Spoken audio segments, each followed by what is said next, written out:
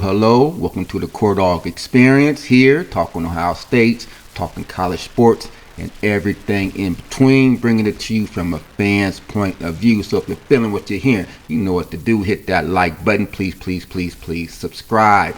That's it. Let's get into it. Ohio State at Purdue.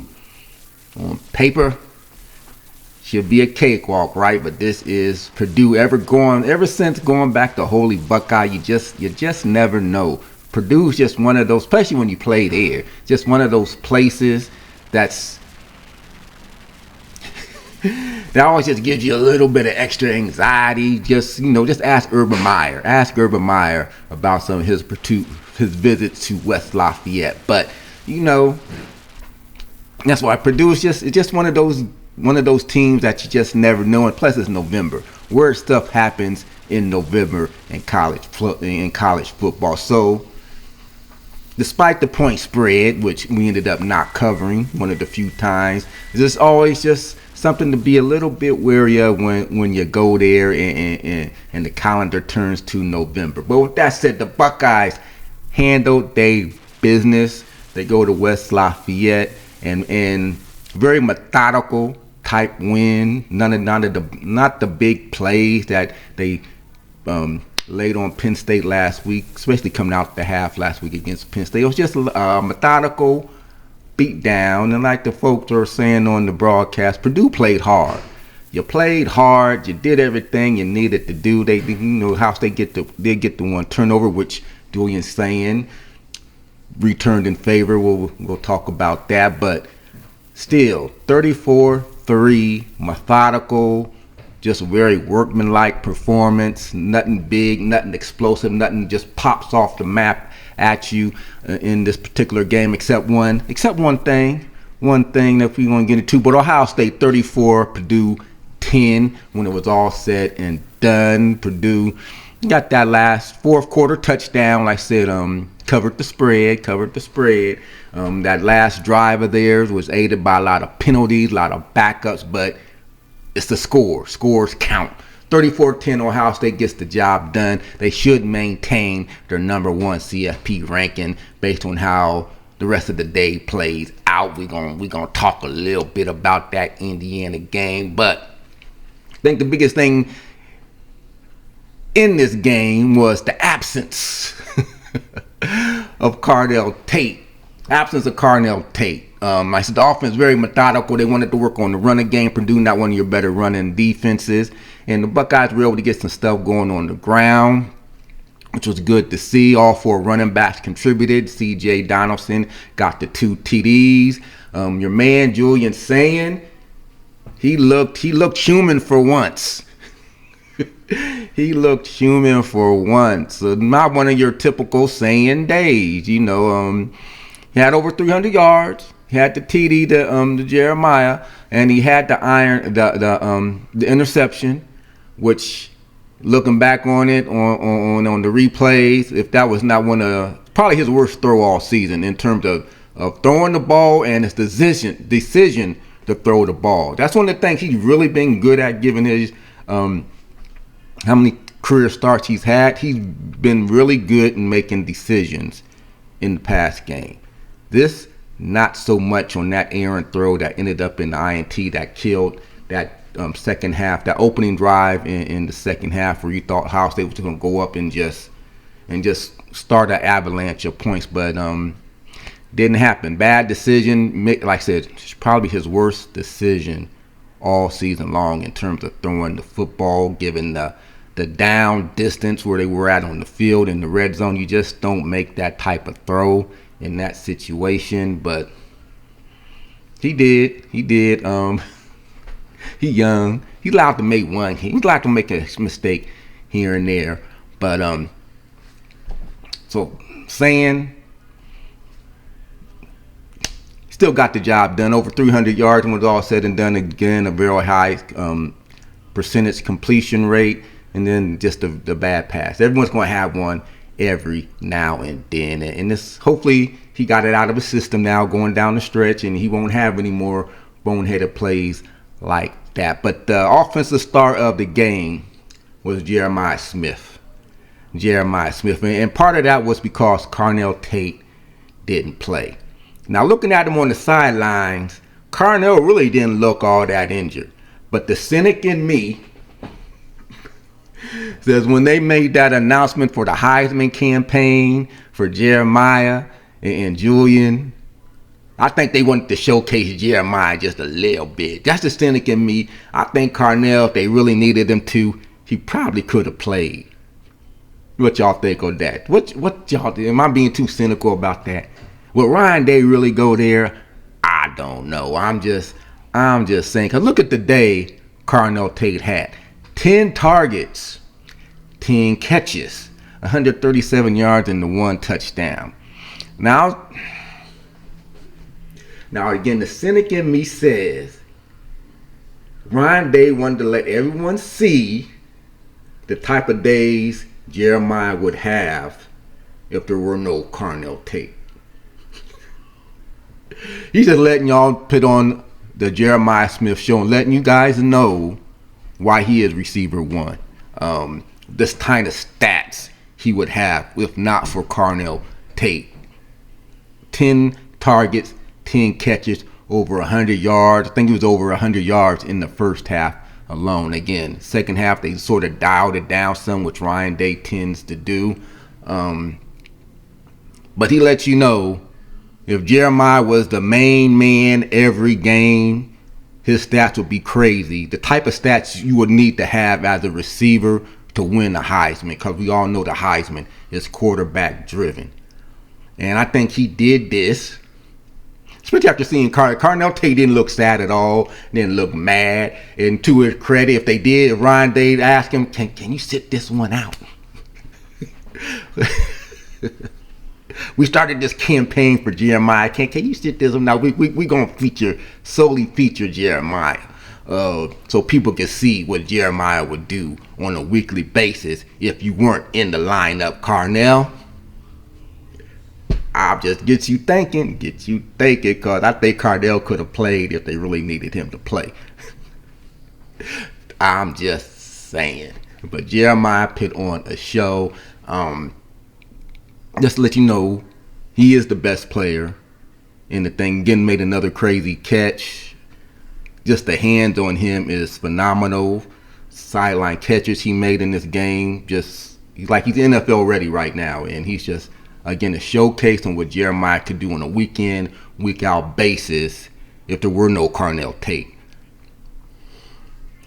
I'm just saying, Jeremiah has a chance to leave here with the triple crown in the receiver folklore of Ohio State receivers, and that's saying a lot given the receivers that have come through this program over the years. He can leave without even playing a full 4 years. He could leave Ohio State as the all-time leader in receptions, all-time leader in receiving yards, and all-time leader in receiving touchdowns, and he's only played 2 years. I think if he stayed the full 4 years, with the type of, he could have those type of figures that would be literally untouchable. But we got him one more year. And he has a chance to eclipse all of that. But I think this game, especially offensively, this is how good Ohio State is. They can say when they wanted to turn it up, like Ryan said, we can turn it up when we want to. You saw that in the third quarter against Penn State, where they just went over the top again and again and again. You know why? Because they could. In this game, they just wanted to be methodical. Again, they showed that a crazy stat with the end of the third quarter. Ohio State had ran over 60 plays, Purdue less than 20. Because Ohio State went those long, extensive drives, 4 or 5 minute long drives, and they did it over and over and over again. Again, they limited their own scoring. They probably could have ran up the score if they wanted to, but Ryan, he's like, we go do this week, and the next week we might do this. That's how good this team is. They can just plot and plan what they want to do. scheme-wise, because the other team can't stop it. Sometimes you guys plan stuff and do stuff because it's a game plan to beat the other team, but they just know they can do whatever they want offensively because the other teams can't stop them. And this plan for Purdue, be methodical. Let's work on our runner game, and you see the run, the pass discrepancy. I think they ran the ball more this week than they passed the ball. And still, 34-3. We'll give the last touchdown to Purdue. Purdue, again, aided by penalties, but 34-10. And offensively, Ohio State pretty much did what they wanted to do. They had a game plan to hold on to the ball, and that's what they did. That's exactly what they did. This is what we go do this week. We just gonna run the ball, be methodical, and work our way down the field to the tune of the time of possession was crazy. Purdue couldn't stop them on third down. I think they had 8 or 9 straight third down conversions, and all of them weren't short. It was just a very methodical game plan, and that's when you know you are a great team. The other team is playing their asses off, and you still make it look easy when it's all said and done. Like I said, 34-3. Again, last drive Purdue put together. Backups aided by penalties. Final score 34-10. But Ohio State this is what we gonna do. Y'all can't stop us. This is what we gonna work on. Like it's a practice. And that's what they worked on, and it was just like I said, it wasn't an exciting game. It was a very workmanlike performance. They worked on some stuff, had some offensive linemen that were out, got to work in some new offensive linemen. I think Ian Moore made his first career start over Onyanwa. Is that how you say it? I don't know. We thought with well, that's right. He moved in down to the guard spot anyway, but it's plug and play with the thing, and again, they're still working around the offensive line. Again, Purdue was able to get some pressure on Sand. They even got a couple sacks on them, but the offensive line is still, at this point last year, still a work in progress. But again, we've seen some good things in the running game, and again, Ohio State did what they wanted to do. They game planned it to a T, and boom. Hard lines are getting good. I do like this. I do like seeing Lincoln. I wish they would use Lincoln more in some of these short yardage situations. They had an excellent play call down there in the goal line situation. Lincoln came in, especially if teams are going to focus that much on Jeremiah Smith. They had 2 guys out there, one covering in case Jeremiah tried to do the quick slant. Ohio State saw that. They schemed it, brought Lincoln in, used C.J. Jonathan as the lead blocker. And it was like hat on hat, and Lincoln easily scored. I wish they would do more of that move going forward, just to get Lincoln in there on some of this short yardage stuff. I think that makes the offense even that more dynamic. And then moving on, before I get on to the defense, again, it's good to see Jay Fielding make some 49 yards. He made it. Would have been 50. I don't know.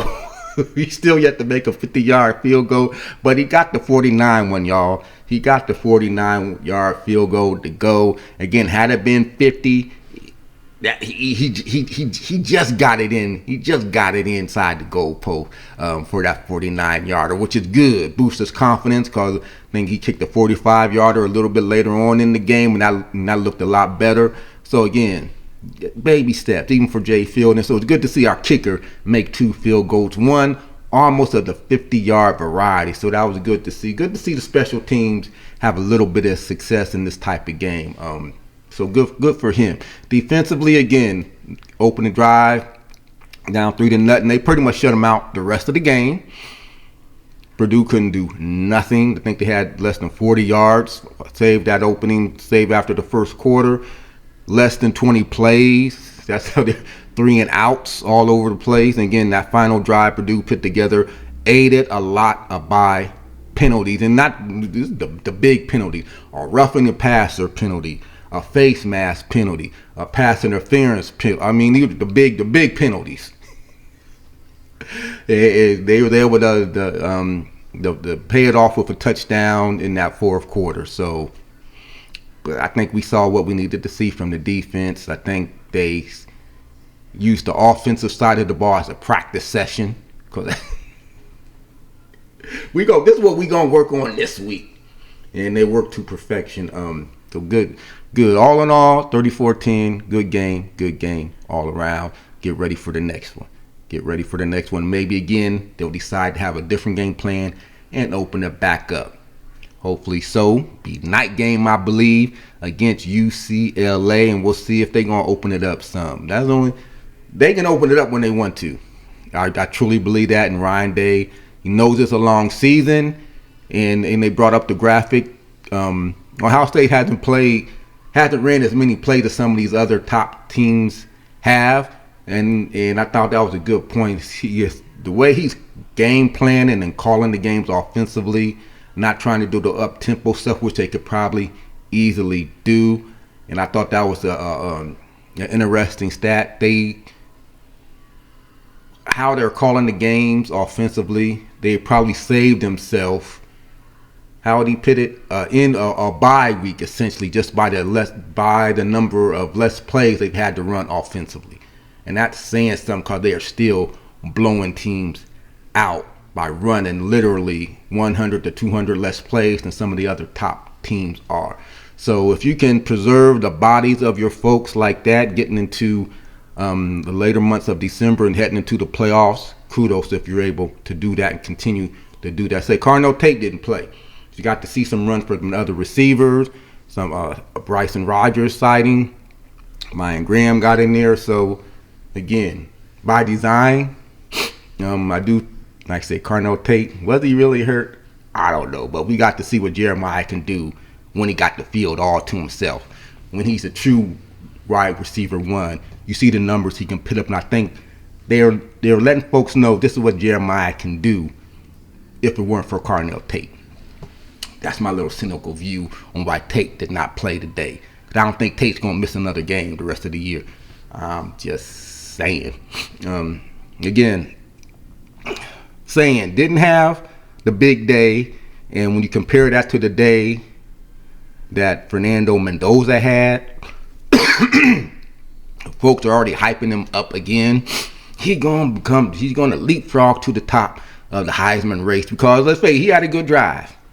Penn State game, they needed him to come through on the final drive, and he did. Even following the first down sack Penn State had on him, they had first, second, and a mile to go, and he literally got the first down on the very next snap. Again, Jim Knowles, Matt Patricia, Jim Knowles. What defense was Jim Knowles playing in that final drive? You had Indiana on the road. You literally had that game won. You had Indiana back at their own 20-yard line. You get a sack on them on their first down play. And then I just don't understand these vanilla defenses teams play and just let the team go literally right down the field. And Indiana was without their best wide receiver, and they still went right down the field against a Jim Knowles defense. I don't know what they were doing. So Fernando did. He had let's face it, that was a game-winning drive on the road in that situation. The receiver Cooper made a great grab in the touchdown, got that toe down just in the nick of time. But the quarterback put the ball where only his receiver could do it, and the receiver did it. Hats off to Indiana for going on the road and winning that, and he had his Heisman moment. My only thing about these Heisman moments that these guys get so much credit for is his team was in that position where he had to do that. Should that be held against Julian Sand if his team's never in that position to begin with, because they're so dominant? He's been so dominant and so good that they don't need no game-winning drive at the end of the day. Shouldn't something be said for that when it's all said and done? Yeah, Mendoza had to have the game-winning drive because his team wasn't in position. They found themselves in position where they had to do it. I think something should be said for those who are never in that position to begin with. Julian Saint hasn't been in that position to begin with, so why are we going to hold that against him when we talk about these Heisman moments? To me, a whole Heisman moment is not being in that position to begin with. Is there something wrong with that logic? I don't know. I just don't. Just something should be said for those quarterbacks, being Julian Saint or whoever, who are not in those positions to begin with, because your teams are that much better than everyone else, and you're putting up the stats to back it up. Like I said, it ain't like Julian just handing the ball off. Ain't like he got some good receivers, but his play for the course of the year has been outstanding. The leading percentage, completion percentage in college, his touchdowns to interception ratio is off the hooks, and he's not a game manager. He's throwing the ball down the field, and I think something should be said for that when your team is never in position where they have to come from behind to begin with. To me, that's Heisman worthy right there. I think it takes a name and had to come from behind. Like that quarterback, I would elevate. They been in the position where they had to come from behind? I don't know. I know Julian Saint hasn't been. Not like the position Indiana was in today.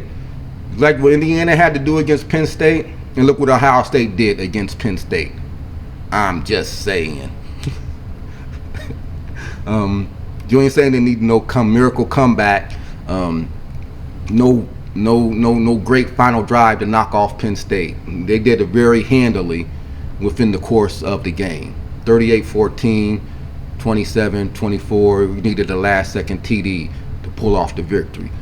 I'm just saying. That's my take on that. Mendoza did good, great quarterback, but you should have some credit if you're Julian Saint for not being in that position to begin with. And let's not just forget the best player in the game is Jeremiah Smith. He just ain't gonna have the stats to back it up. That's why Carnell sat out. That's my cynic view, and I'm sticking to it. But not much. The early games, we got some bigger games, some more games coming on later on. Oregon, Iowa are battling. I wouldn't be surprised if Iowa wins that game, and we'll see what's going on with LSU without Brian Kelly. Was it Brian Kelly or was it LSU? Who knows? We will see. But next up for Ohio State, night game, I believe, is going to be under the lights against UCLA. We're going to see if they're going to open it up at home under the lights. That's the time to do it. I'm just saying. And with that said, OHIO, go Bucks. I'm out.